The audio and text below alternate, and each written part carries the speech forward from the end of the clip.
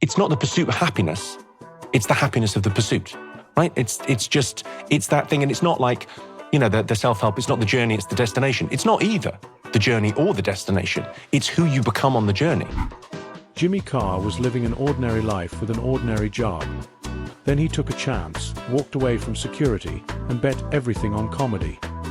The gamble paid off, and he became one of the biggest names in the business. But success came with a price. This is the story of one of comedy's most fearless performers.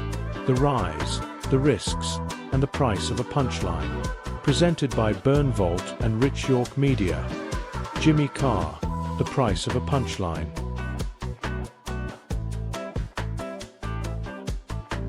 Before Jimmy Carr became one of the most controversial voices in comedy, his story began far from the spotlight, shaped by illness, discipline, and a path nobody expected to lead to stand-up comedy. Jimmy Carr was born in London in 1972, into a home shaped by Irish roots and traditional values. His parents, Patrick and Nora Carr, both came from Limerick, Ireland, and raised their 3 sons in Buckinghamshire, where structure, education, and discipline were a core part of daily life.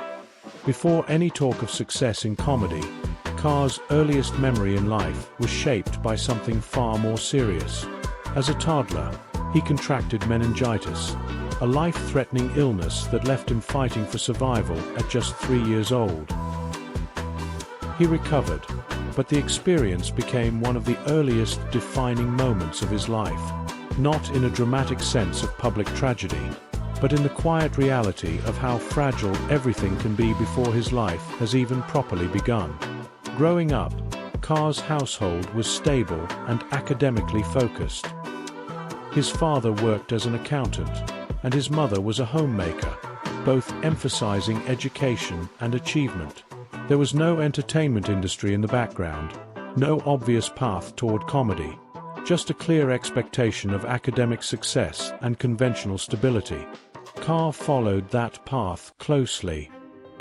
He attended grammar school in High Wycombe, where he developed a reputation as a strong student.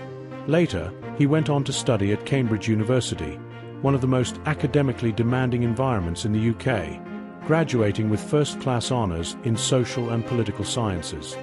On paper, everything pointed toward a traditional career, structured and predictable.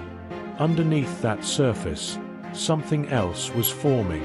Not rebellion in the chaotic sense, but a shift toward performance, language, and control. Something that would eventually take him far away from the world he was expected to enter. He didn't start selling out stadiums or in television studios. He started in small rooms in London comedy clubs, where no one knew his name. Carr had traded lecture halls and office life for crowded pubs and late-night comedy clubs. Night after night, he refined the rapid-fire one-liners that would transform him into one of comedy's biggest stars.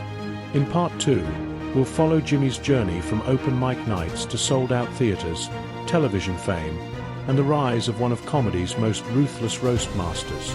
Subscribe to Bernvolt and join us for Part 2 of this 3-part Legends documentary series.